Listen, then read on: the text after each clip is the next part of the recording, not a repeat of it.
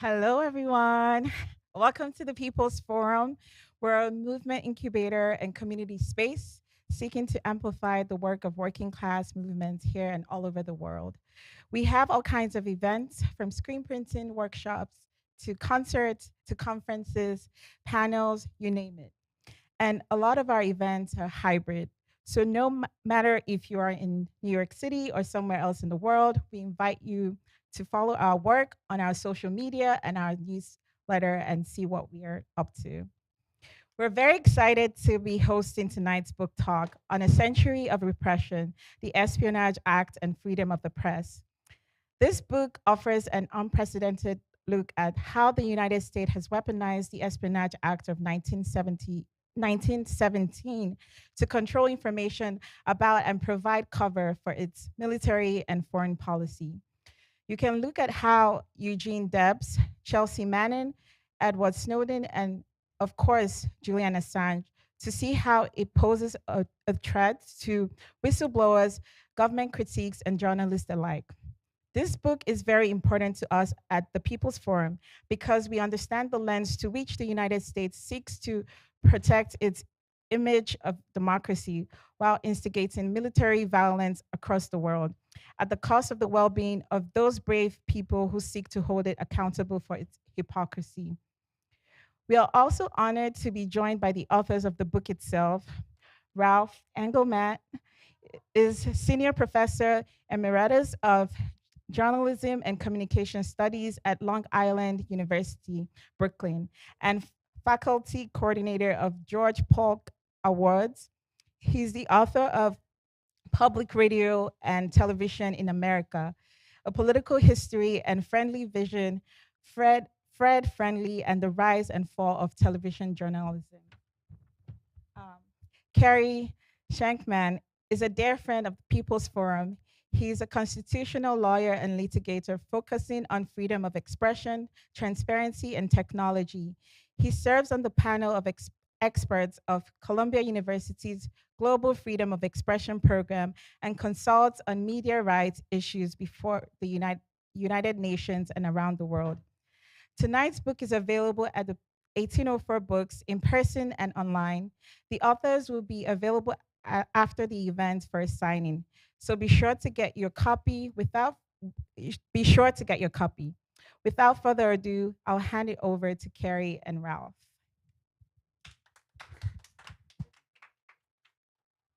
Thank you so much. And I also want to say that it's a pleasure to have made the wonderful accomplishment of writing or co-authoring a whole book at the young age of 22. At least that's what when I think that picture was taken. They used a bit of an old photo. So anyway, I you probably heard from the introduction that Ralph and I come from two somewhat different backgrounds. So Ralph comes from an academic journalism background. He's the chair of the George Polk Awards, which are probably one of the most prestigious awards in the field of journalism. My background is that I have a constitutional lawyer working on issues of freedom of speech and digital rights. And we actually met close to 10 years ago. Can't Wait, believe it. Yeah. yeah. It was actually an art event for Chelsea Manning here in New York City. And we had both been drawn to that case and these issues from two different, very different perspectives. I think for you, from the impact on journalism, and for me, from the constitutional issues. And we thought it was really important. You were already actually working on this project, and I had been working on cases surrounding the Espionage Act, and then we decided to write a book about it.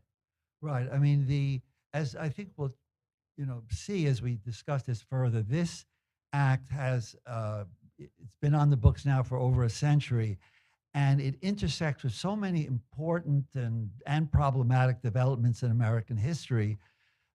Working on this thing, it just got bigger and bigger, and I was getting a little overwhelmed by it. As a media historian, that's what the kind of writing I've done in the past, and over and beyond that, the idea of having a constitutional lawyer, and one at that time, Carey was working with Michael Ratner, the late and great Michael Ratner, a very important constitutional lawyer, and So we got together and decided to work on this as a team. And team writing, always has its challenges, but it was well worth it. And I really feel privileged that we had this journey together working on it. Absolutely. And it has been a journey, honestly. Earlier today, I was having a conversation about how we initially planned for this book to come out in 2016. And we were kind of on schedule to do that. And then Trump got elected and gave us a lot more material to work with. Unfortunately, especially with the indictment of Julian Assange, which in many ways, well, so that was the first time in the over 100-year-old history of the act that someone had been indicted under the provisions of the act for the publication of national defense information. So in some ways, it really brought this law full circle. So I thought that what we could do, since we really do cover a lot of history, and it's a political history, a legal history, and really encourage everyone to dive into this book because there's a lot of original research in there. But we can't, of course, summarize the entire book in just our setting together here. But I thought that we might give a little bit of a high level overview of what really led to some of the highlights of various periods, and also I think of particular importance for this space of the impact of the Espionage Act on political movements and its use as a repressive measure. Right. Let me just add to that I think one of the most important really outcomes of this book is to correct a fundamental misunderstanding, a misunderstanding shared also by many people on the left. And that is, as they noticed whistleblowers, being indicted and serving long prison sentences as a result of conviction under the Espionage Act, the response was, why was a law that was created to go after spies being sort of misused, for other purposes, namely against the free flow of information, against journalists, against whistleblowers, and all the rest. And one of the things we discovered, and maybe we can go into a little bit more detail at some point, is that in fact, at the very origins of this act, it's the earliest use was as a sort of bludgeon against the press and against dissent in World War I, and that there's been a continuum of, of use of the act in that respect ever since, albeit in different ways, and we've broken it down. But I think that correcting that misconception, for me, I think was one of the most important goals for us in writing this book. 100%. So Ralph, I know that one of your big interests has been the use of the act around when it was passed against the socialist movement and against Eugene Debs, and also this fascinating thread that you really unearthed of how the Espionage Act is really behind the rise of both the ACLU, but also on the flip side, the FBI and the career of J. Edgar Hoover. And maybe that's something you can touch a little bit on. Right. There's a lot to unpack there. Keep in mind that World War I was the first modern information war, and that I think the Espionage Act and its use as a force to control information and to control dissent has to be understood there. And the use of the act the act was designed. We went back. We did research. The act was the Attorney General at the time, in his annual report, made clear that espionage was not the primary goal necessarily of this act, but really information control.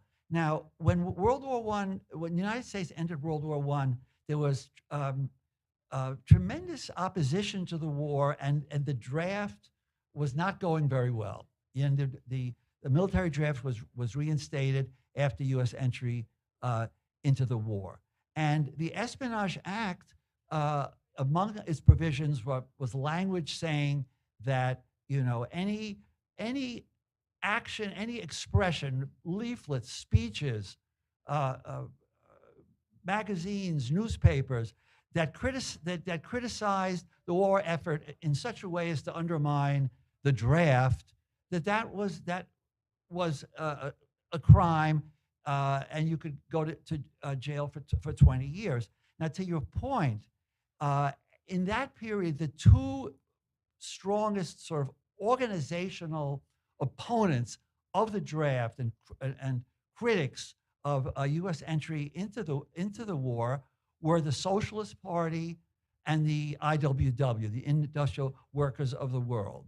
And they were targeted to precisely for this reason, and in ways that were really extreme. Virtually the entire national leadership of the Socialist Party, was imprisoned, and that is why Eugene Debs, at the time ill, he had in semi-retirement, the great Eugene Debs, who had led the Pullman strike, this great railway strike of 1894. He was in retirement, but he came out. He gave a speech in Canton, Ohio, after just visiting imprisoned leaders of the party, of the Socialist Party, and then he was in turn convicted, imprisoned. That's why I'm sure you've seen those pictures of him when he ran for president from jail in 1920 in prison garb. It was because of that. Now, just a word. I know I'm getting a little long-winded here, Carey, but just let me finish with the IWW. The IWW was very important. I mean, in general, we could say, given the strength at the time of the Socialist Party, and the IWW, it was a kind of high point for the American left. It was very strong. And the IWW was opposed to the entry of the war. Its workers were in industries that were very strategically important for the war effort, lumber and mining and so forth and so on. And they went after, using the Espionage Act, went after the IWW with a vengeance. There were these mass trials that the biggest one was in Chicago, 3 mass trials. It was preceded by, I think, the greatest search warrant literally in American history, where they went and they gathered all this material about the IWW, convicted the leadership, Big Bill Hayward, who saw the writing on the wall and the fact that he would probably spend the rest of his life in jail, went to Russia and went to the Soviet Union, as Edward Snowden would about a century later. I'll just make the final point, emphasize the final point here, is that the Espionage Act really permanently, in my view, hobbled and weakened the Socialist Party and the IWW, and that they never fully recovered from that. This is only one piece of this story, but an important piece. That's basically chapter 1. So one of the questions I have, so for folks listening in, so we're talking about a law called the Espionage Act, but of course the first 2,000 or so prosecutions of the leadership and members of the Socialist Party and the IWW, they weren't accused of spying for foreign powers. Maybe you or I might think of that term, someone being employed by a government and taking information and giving it to them. So it doesn't sound like that's what you're describing they were prosecuted for. Right. What was it that they were prosecuted for, and how was the act phrased to allow for that? Well, again, there was language about that any again, expression that undermined the draft and in any respect, or the morale of or that could create insubordination in the military, so forth and so on, they would be liable to prosecution under the Espionage Act. In addition, you had a provision that publications that similarly were crossed the line would be banned from the mails, that would effectively, kill those publications. One of the big, chief examples, the legendary masses of Max Eastman and John Reed. In addition, there was an amendment to the Espionage Act, as you know, the Sedition Act of 1918, that really took it further. I mean, that basically outlawed criticism of the form of government, the Constitution, virtually any aspect of American government. And they did that, again, expressly so that to go after those organizations like the Socialist Party and the IWW, whose critique of the war effort was part of a larger critique of industrial capitalism. And when we met, so around the time of the Chelsea Manning court-martial, and this was also post-Snowden disclosures, and during a time when there was probably an unprecedented crackdown on government sources of information to the media, one of the questions that we had and we were asking ourselves was, how was this period of political repression under the Act similar to what was happening in the early 2000s and under the Obama administration? So under the Obama administration, what was interesting is that we actually saw that Obama had prosecuted more whistleblowers to the press under the Espionage Act than all previous presidents combined. So when you look at the disclosures of Chelsea Manning, of the Apache helicopter attack, and the exposure of war crimes that occurred in Iraq, Afghanistan, if you look at Edward Snowden's revelations of NSA spying and of the activities of the intelligence community and these constitutional violations, we see, in effect, the disclosure of information, the providing of information to the public that goes against the official narrative that the US government is trying to assert, which is that there's legality of warfare or that human rights are being respected. And in many ways, the modern use of the Espionage Act has been a tool to crack down on dissent and a tool to crack down on the free flow of information. And we were able to tie this common thread of the use of the Espionage Act as a tool for political repression and look at it in the modern day as a way to curb criticism of modern information wars. So we took that and then we wanted to kind of fill in the middle. Well, what happened in the 100 years in between World War I and between then up to the present day? And what we uncovered, I mean, was really, really fascinating in many different respects. So not just with World War I, but after that war and then through the Second World War, we uncovered that Roosevelt, who was often hailed as great for civil liberties, had actually overseen a unprecedented crackdown against the black press, which was at the time opposed to the war effort on civil rights concerns. And the Espionage Act was actually used by Francis Biddle, Roosevelt's Attorney General, to threaten the black press. This was also largely driven by J. Edgar Hoover, who had many times in his career looked on the Espionage Act as a tool in his toolkit of political repression. So that was one instance that hasn't really received much attention at all. There are other instances. So the Chicago Tribune, which was run by a publisher, Robert McCormick, who was a political enemy of FDR. They ran a story that was alleged to expose secrets of the US military. And there was an unprecedented investigation of the journalists of the Tribune and their editor that became this big showdown between FDR and the press that opposed him.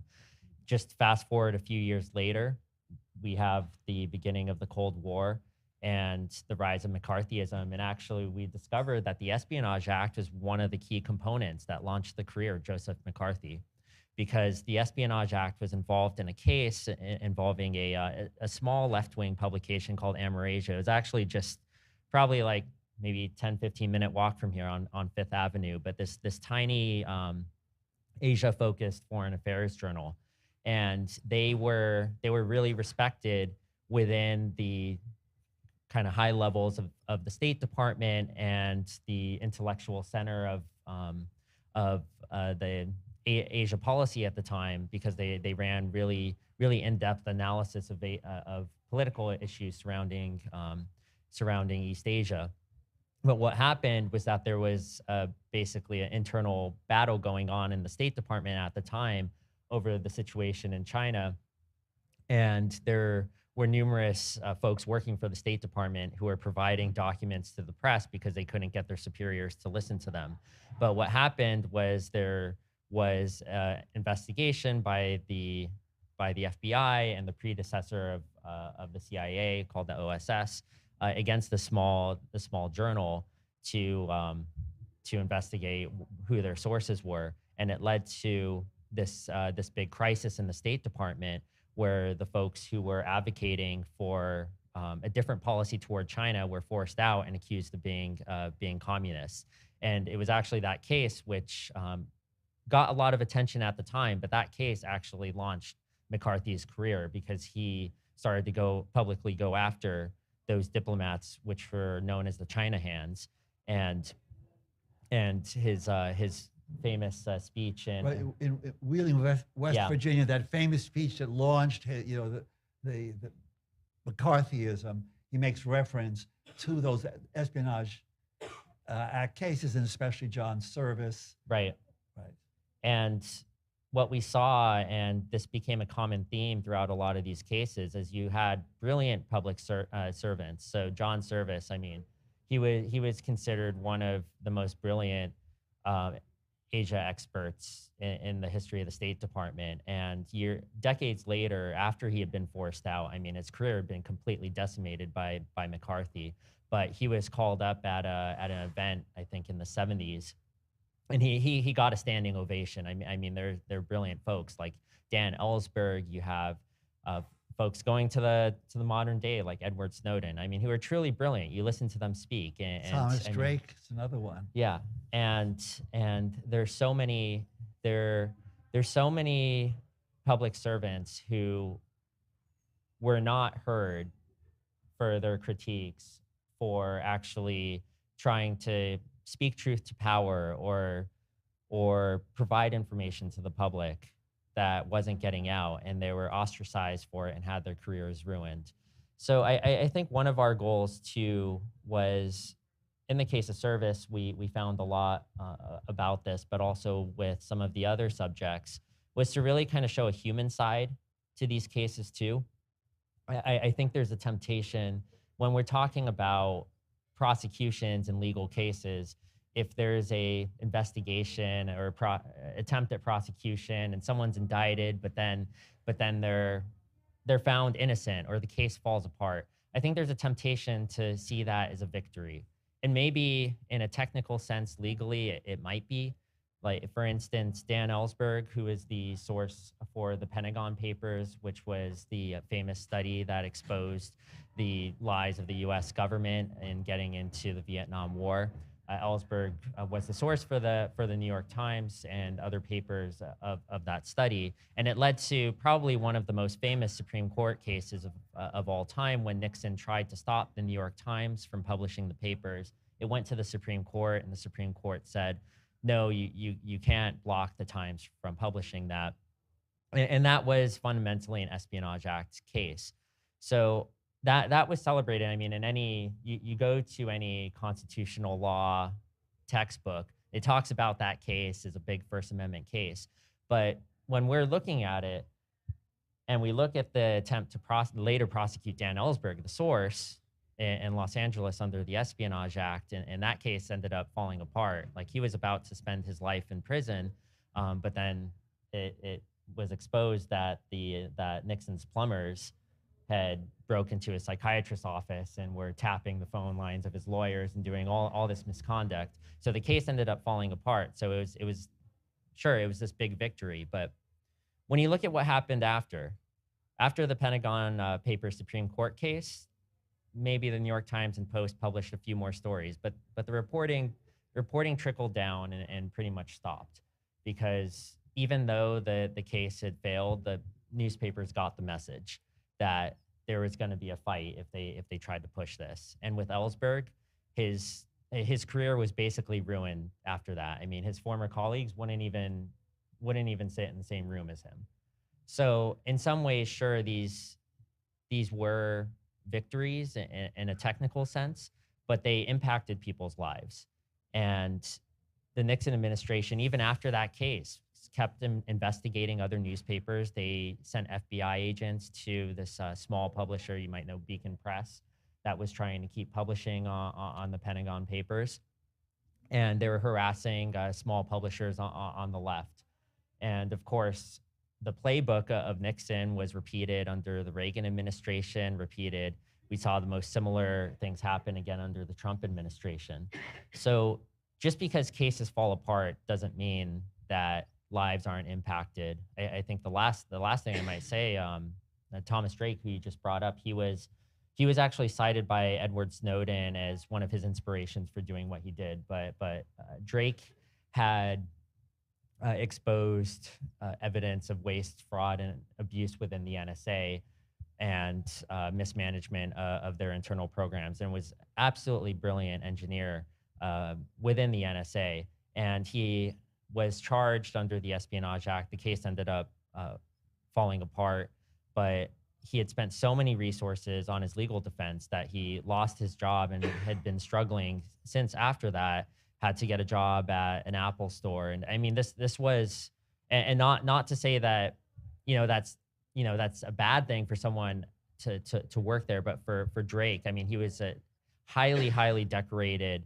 NSA engineer, and one of the most talented of his generation. And after that, I mean, his career had basically been ruined. Carey, you've touched on a number of important, historical moments in American history: McCarthyism, the Pentagon Papers case.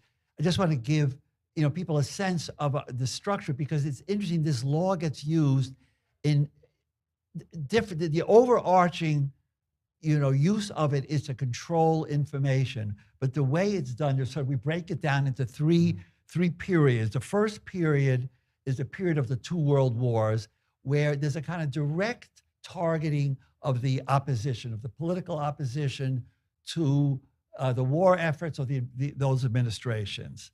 The second part is the Cold War, where which is a period of criminalizing leaks. There, what happens, rather than directly, blocking expression from, let's say, and penalizing those people who express, it is to take those sources within government, that whistleblowers, people who want to leak, people who want to provide information, and prevent them from doing so. So it never sees the light of day. It never even gets to the press. The problem is, as we learn in the book and as we describe, is the intrusive way in which the government monitors journalists as well as the alleged their sources and whistleblowers. So that is the period, of the Cold War.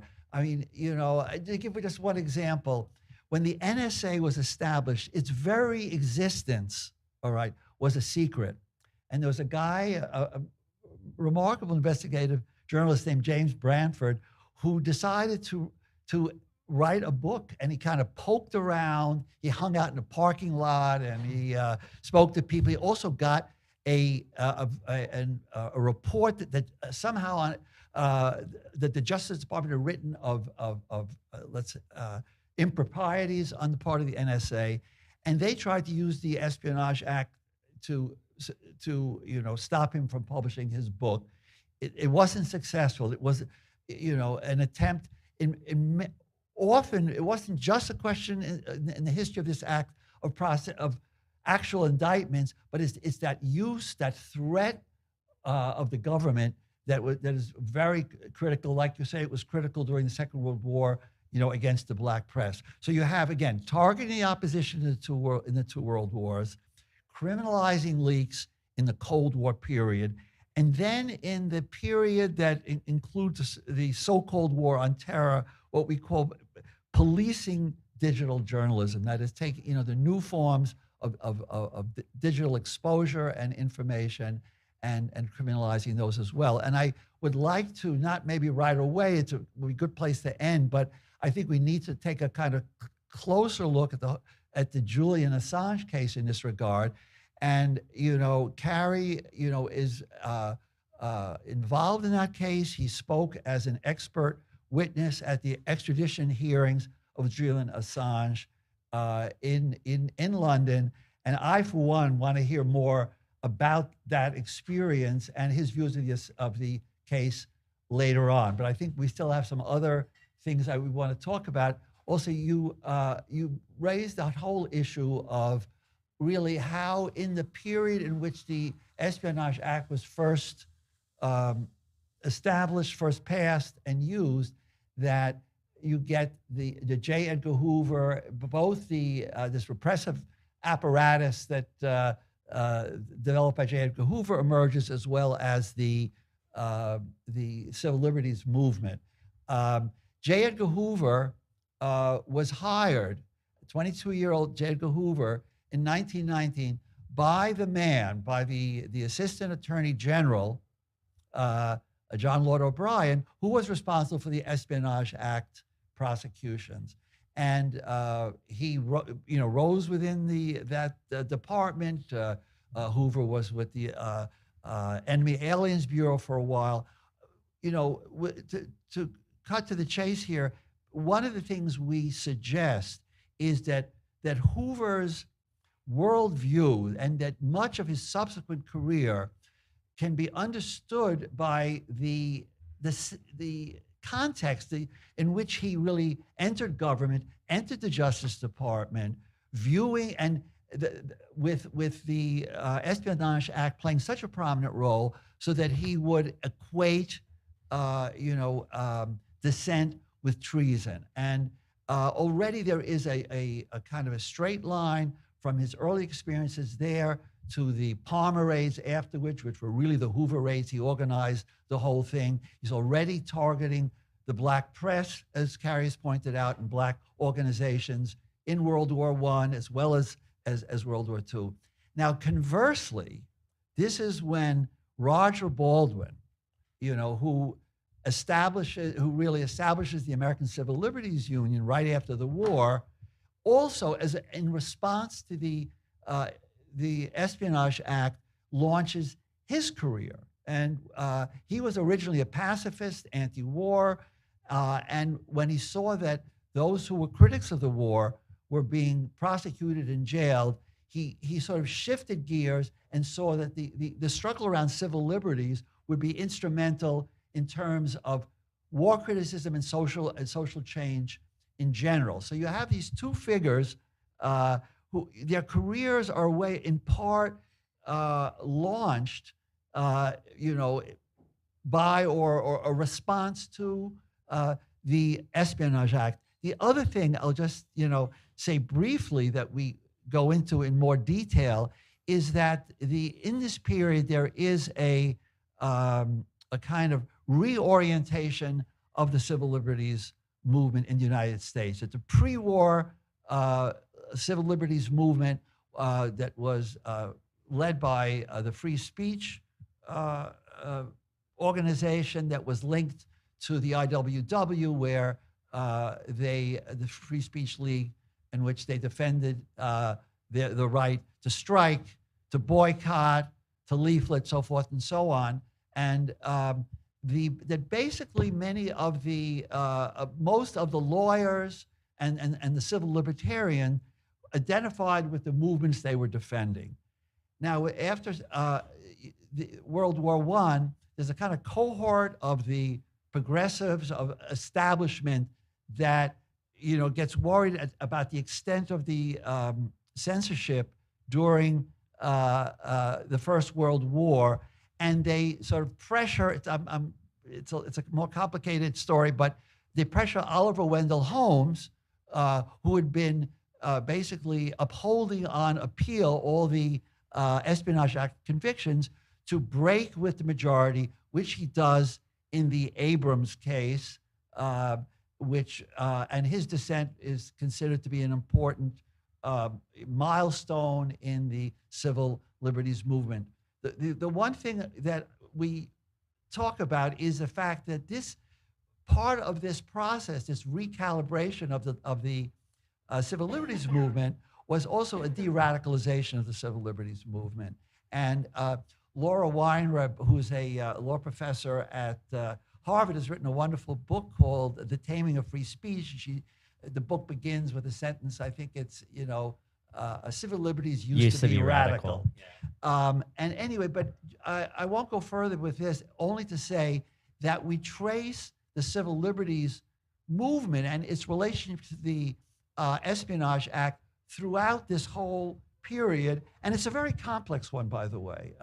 Is there anything you want to add to that? Yeah, and then I think maybe I'll talk a little bit about the Assange extradition in terms of time. How are you doing? Time? Sweet. So yeah, I think this theme between some of the kind of conflict within the civil liberties movement, or maybe conflict isn't the most precise term, but some of the splits I think is a fascinating one too, because we see some of that in the way that even the mainstream press has often been ambivalent to Espionage Act prosecutions, even when the press has been targeted. But I think historically we've seen that oftentimes when the press on the left has been the target of various repressive measures, they're often cast aside by more mainstream publications. And we've seen that throughout even the Watergate scandal.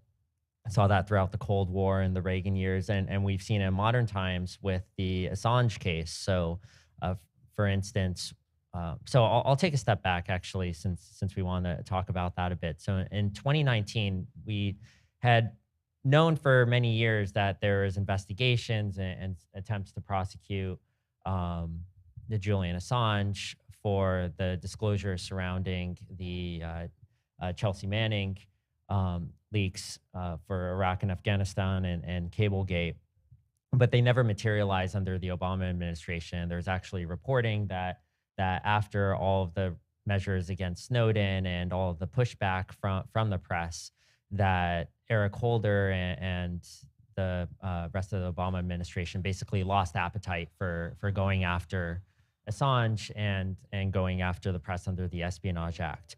But what happened was that Ricky move, Ralph. I'm just teasing. So what basically happened was the investigation got revived under Trump, and we had seen that happen actually a few times in the history of the act, where you have a prosecution that would get tabled and then revived under a subsequent administration. That actually happened with other whistleblowers under the Trump administration, which kind of further bolsters the fact that with the same set of facts, maybe one administration might decide to prosecute and another wouldn't, and reinforcing just how political the application of the law is. But in 2019, the Trump administration decided to indict Assange on a number of counts for pure publication. So simply publishing information related to Cablegate, Iraq, and Afghanistan, and also for alleged collaboration with Chelsea Manning. And the reason that those charges are so problematic is because it's effectively criminalizing the journalistic process. So you have two aspects. So journalists will publish information, but there will also be, if there's a confidential source of their information, there'll be some sort of, typically a journalist has relationships with sources where there'll be a dialogue of some sort.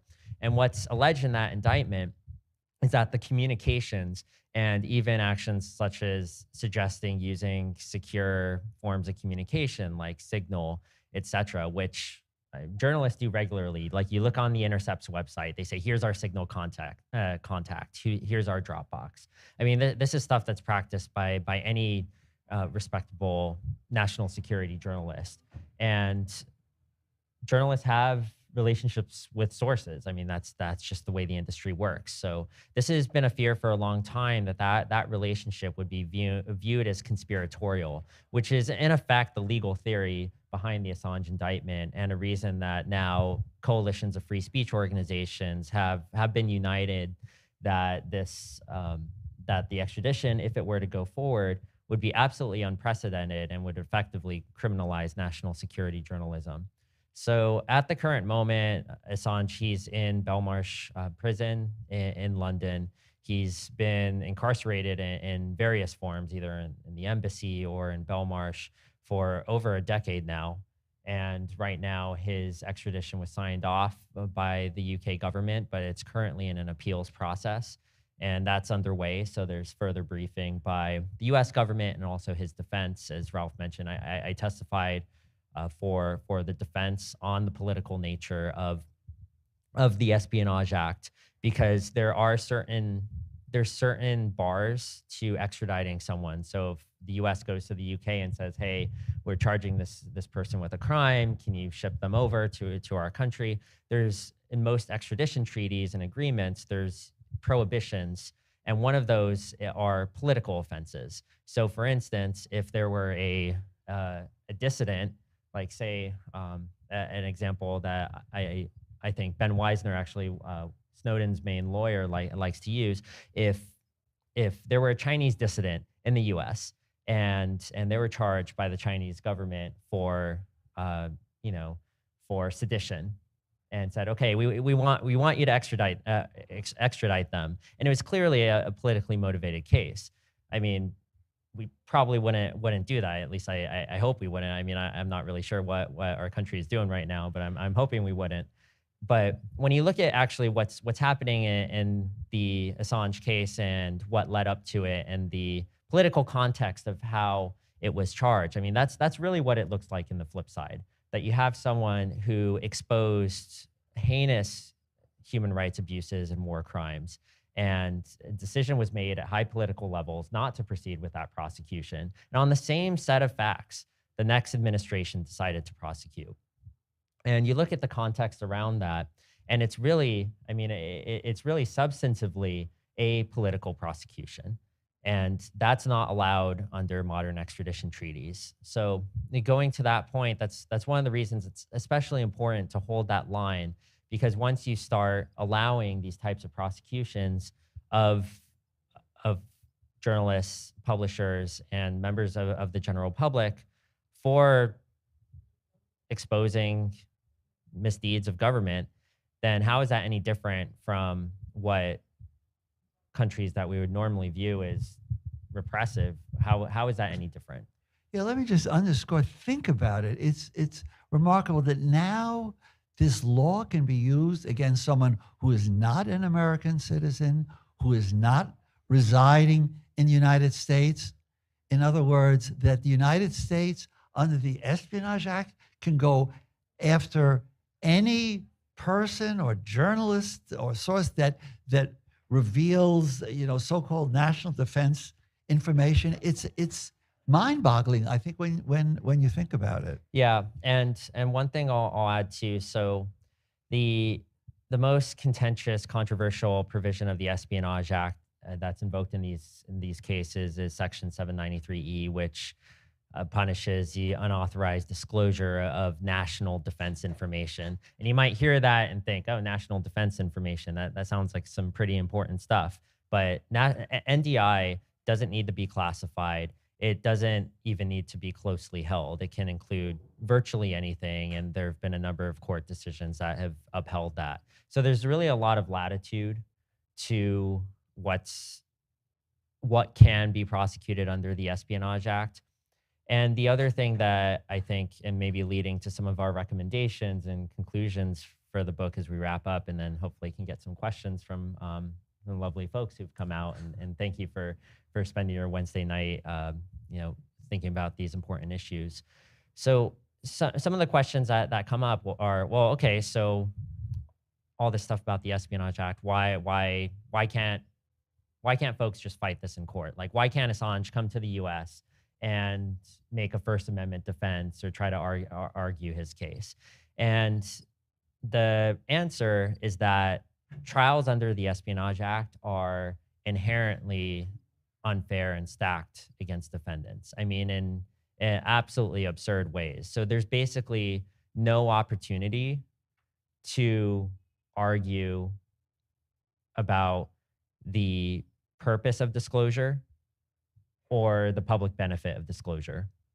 When actually during the time of the Snowden disclosures, there are all these lines of, well, why is Snowden hiding in Russia? And even recently, like, why did he get citizenship there? Why doesn't he just come to the US and argue his case in court? It's because the public interest, it's literally not an element of the offense. And let me just interrupt for a second. I mean, think about it.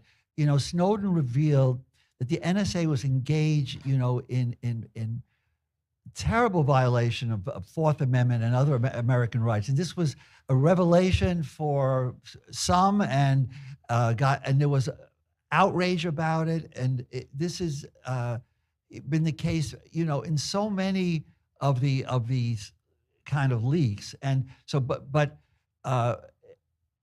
still, as Carey points out, there's no attempt to, or no ability of a public interest defense in terms of what has been revealed. And you know, we can go on for a long time talking about all the things that have come out thanks to whistleblowers about the rendition program and all the rest. I interrupted, but I just want to underscore that point. Oh yeah, of course. And I think when you look at, so there's been increasing calls actually in Congress for the reform of the Espionage Act. I mean, in today's political climate, the immediate possibility of that looks fairly bleak, with the inability to even agree on basic infrastructure and things like healthcare. But there is growing support, and even just this last year, there were proposals put forward for amendments to the Espionage Act. And that's one of the key issues, is the inclusion of a public interest defense for defendants to be able to argue in court that, yes, there was a disclosure of information, but here are the abuses that were uncovered. Because even with the Snowden disclosures, the Ninth Circuit Court of Appeals, which is one of the most important appeals courts in the country, covers all of the West Coast. There's an appeals court decision that actually credited the Snowden disclosures for having a benefit for the country and exposing misdeeds. So I mean, these are not just benefits that are being acknowledged in the political sphere. They're actually being acknowledged by the courts, but there should be room for defendants to argue that. So when we look at possibilities for reform of the act, there's actually a growing bipartisan consensus that this system doesn't work. And you even have folks on the right. You have former government officials like Eric Holder, who have come forward and recognize that the Espionage Act is a bad law. In our conclusion, we argue that this act should be abolished. It's served no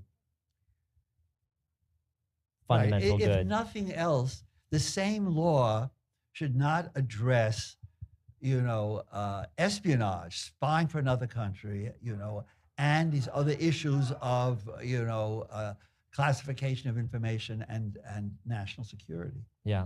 So I think we can probably wrap up soon. I don't know if there are questions. Comments?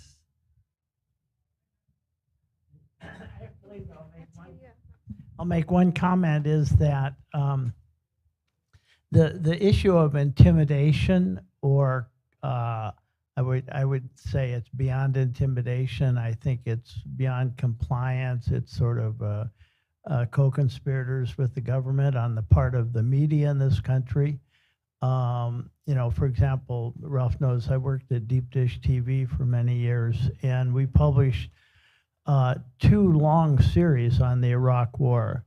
It was absolutely impossible to get very good video exposures of the war on any mainstream channel in the United States, including any of the public television channels.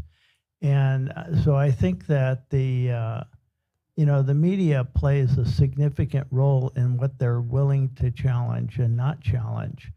And, I think it goes beyond intimidation at this point. I think it's basically kind of a collaboration. And, if you look at the Vietnam War, it took how many years before Walter Cronkite, and the Vietnamese were finally, it was obvious the U.S. has lost the war. Finally, Cronkite comes out and says, well, yeah, it's a bad thing. So I think that's an impact of the Espionage Act. 100%.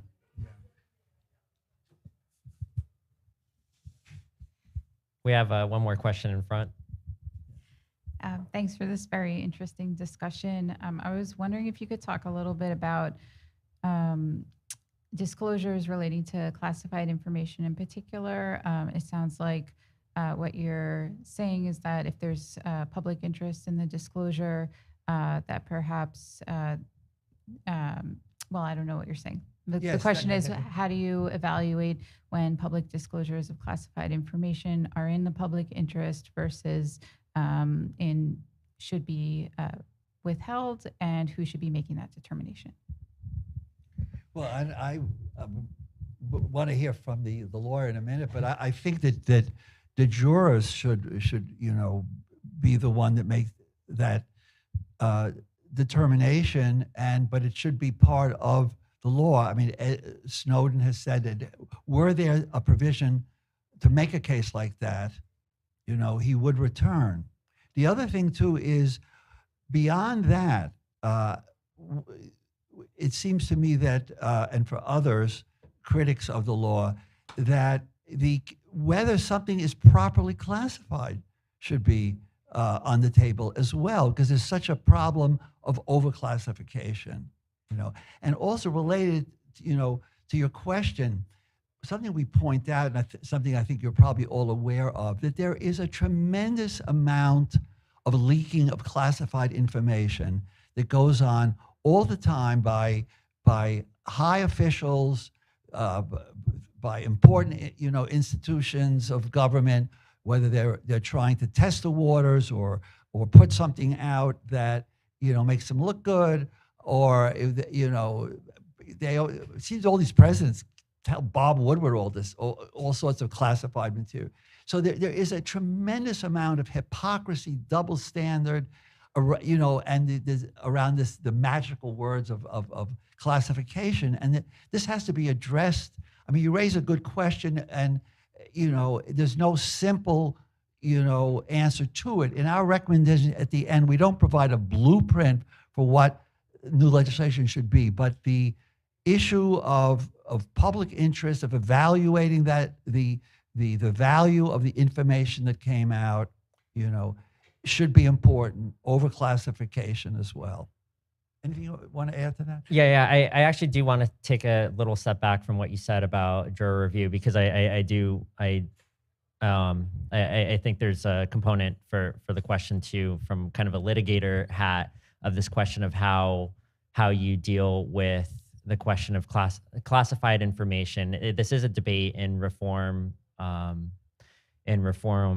conversations about, well, if information is classified, how do you have a challenge to that classification in court, where that challenge would effectively reveal classified information and create this chicken and egg problem. So this is definitely an issue, along with issues of something called gray mail, where then that process can be used as a form of procedural blackmail, which is then gets into another esoteric debate that I won't go into too much here. But I think in there might be instances where jury review does make sense, but there are other tools like in-camera review that are a possibility for classification. I mean, in the end, I do think that there's consensus that there is rampant overclassification, and it's been something that's been brought up for decades. So the courts may not be the best place to deal with overclassification. That may require more legislative or political fixes that are structural.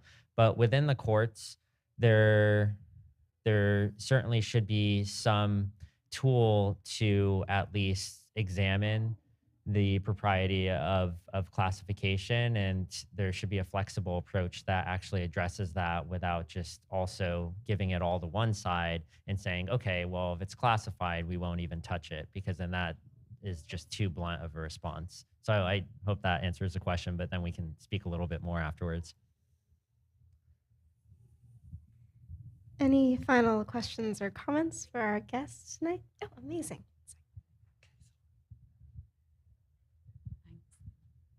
Conscious of my ignorance on this topic in general, not being from America, but I'm hoping to be enlightened by your book. I'm sure I will be. Was there anything, you said you had to do quite a deep dive. Was there anything other than the key events that you've spoken about tonight that really shocked you or surprised you that you weren't expecting to find out about? I told you, forgive my ignorance on it. It's I'm a so very sorry. it's a No, very it's good question. I have to think about it. I think the fact that this act really had such a pernicious impact historically, I think I wasn't prepared for it. What I spoke about earlier, the Socialist Party, IWW, Carey pointed out that McCarthyism, and the use of the act against John Service or accusing him, and as a matter, this was part of the purge of the China hands, and Robert McNamara later said that purge was maybe one of the reasons the mistakes were made in the war in Vietnam happened, the American role in the war in Vietnam. So I also think underscore another point that Carey made, that is the price that people paid who were, and the hell that they went through, who were, accused and convicted, and these were very dedicated public servants. Many of them were progressive, many were on the left, not all of them. You had Stephen Kim, a very conservative Korea expert, who leaked to Fox Television and, was, felt the State Department wasn't taking a hard enough line on North Korea. I corresponded a little bit with his sister, just getting the information about his case. I mean, the horrendous, how worlds came crashing down for the people who were accused, including the ones that, like Thomas Drake, who were essentially, never convicted, or John Service for that matter. I think for me, it's probably just some of the ridiculous stories and the incompetence from the government. One of the ones that sticks out is, so I grew up watching Ferris Bueller's Day Off, which many folks might know. And the star of that movie, Matthew Broderick, one of his earliest hits was an 80s movie called War Games. And we discovered in writing the book that there was a law that was formed in some parts as an offshoot of the Espionage Act in the digital age. It's called the Computer Fraud and Abuse Act, but it just incorporates provisions of the Espionage Act verbatim into digital computer crimes, and it's been used with increased frequency. It's invoked in the Assange case, came up in the Manning and Drake cases.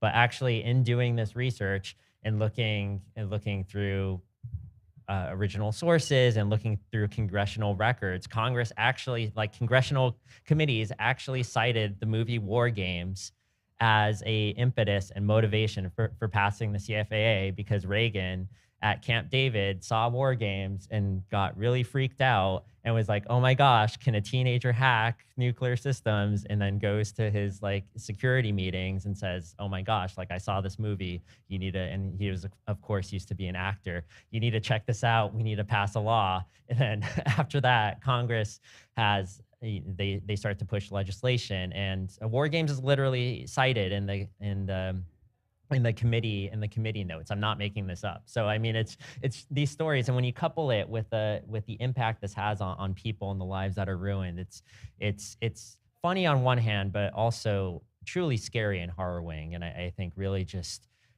further emphasizes the need for urgent reform. I think that's an excellent point to end on. I want to thank you both again for bringing this discussion to the People's Forum, just because, I know myself as a layperson, it's really exciting to see this historical connection, from, again, you said McCarthyism, the Cold War, to now Julian Assange, all of these attacks on people who are just trying to rightfully criticize the United States for the wrongdoings it's enacting all over the world. And I think that's our responsibility as citizens to be able to do such a thing. So again, me, an organizer, it is infuriating to hear about, but also really ignites a fire in me to pay more attention to these kinds of structures. Sorry. And also thank you to the People's Forum. Oh. Of course, our pleasure. So let's give it up for our speakers tonight. And again, you can get the book at 1804, and have a good night.